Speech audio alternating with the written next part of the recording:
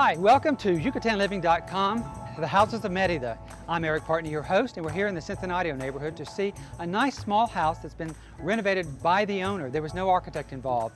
Many of our viewers have requested something like this, so let's go inside and see what we can find.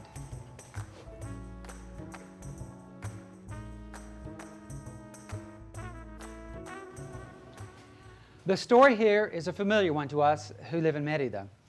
The owner came here on vacation with two friends, just on vacation, decided she fell in love with the city, and decided to buy a home.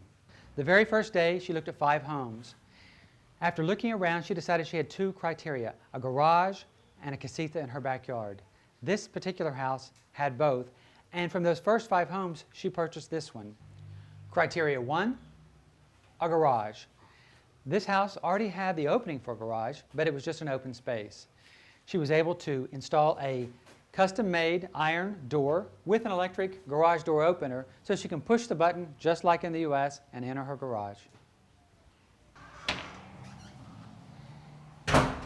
Inside the house, the owner found that the bones were great. All the walls, the room sizes were perfectly fine, but it needed a completely new cosmetic makeover, new mechanicals, plumbing, and wiring. She had a friend, the very first friend she met here in Merida, who was a local lady, and this lady recommended an albañil, who is the person who does all the concrete work in Merida. And this person came to the house, they visited, got along extremely well, and she hired him and his crew to do all of the work in the house, and she was actually the general contractor herself. The living and dining area is a 2-level open space. It's perfect for entertaining, and this open space in the middle of the home leads to both a formal dining, a kitchen, and a small study. Details include, in her renovation, ceramic tile floors throughout, recessed lighting. In this case, she's using a fluorescent lighting, which helps to save with electricity. She designed this house to be simple to take care of, as well as low cost to maintain. Everything in the house was purchased here in Merida. These are handmade wooden dining room chairs. All of the furniture in the living room was also handmade here in Mexico. In the study, this can be both used as a guest room, a reading room. What fascinates me the most about this room are these sofas.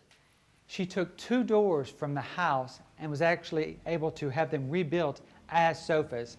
One thing we all have learned here in Mexico, we waste nothing. You reuse whatever you can. It's a nice way of the past. It's actually becoming quite important for the future.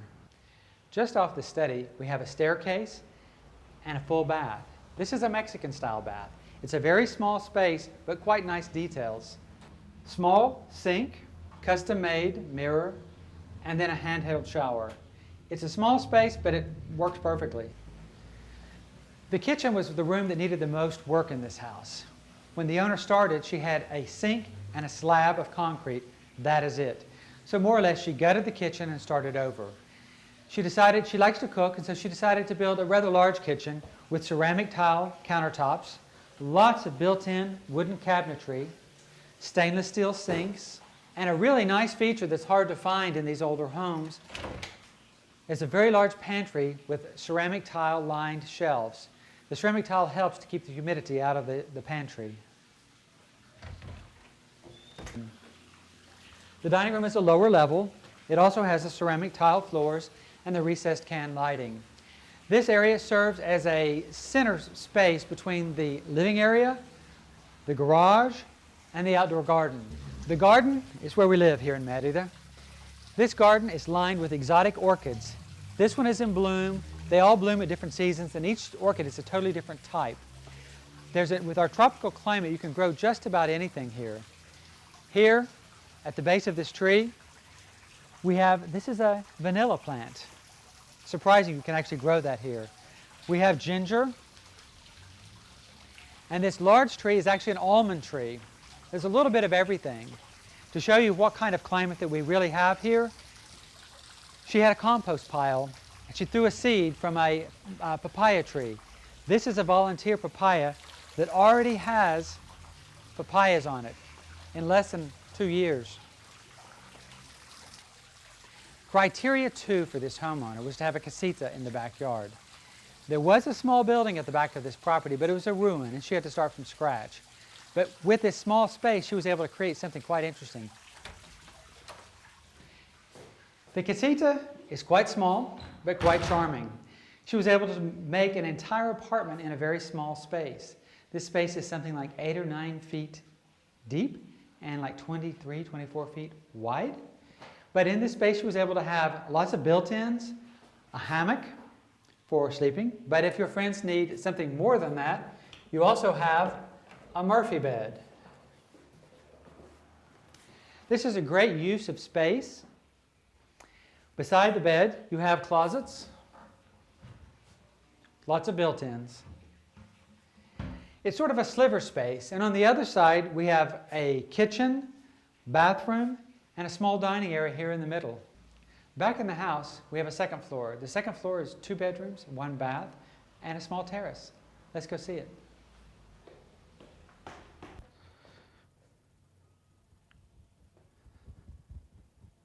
Here on the second floor, we have 2 bedrooms, each about the same size, and a hallway bath. The 2 bedrooms share a bath.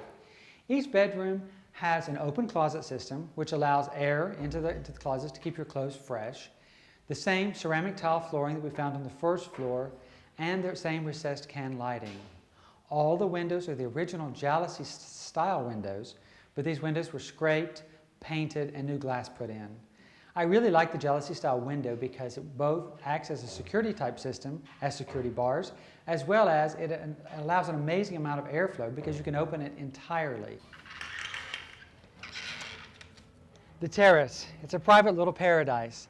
It's on the second floor, overlooking the street, and at night it's pretty spectacular to sleep outside under the stars. She has a hammock, and I wanted to point out her very first piece of furniture. When she moved here for the first month or so, she had 1 piece of furniture, and this was it.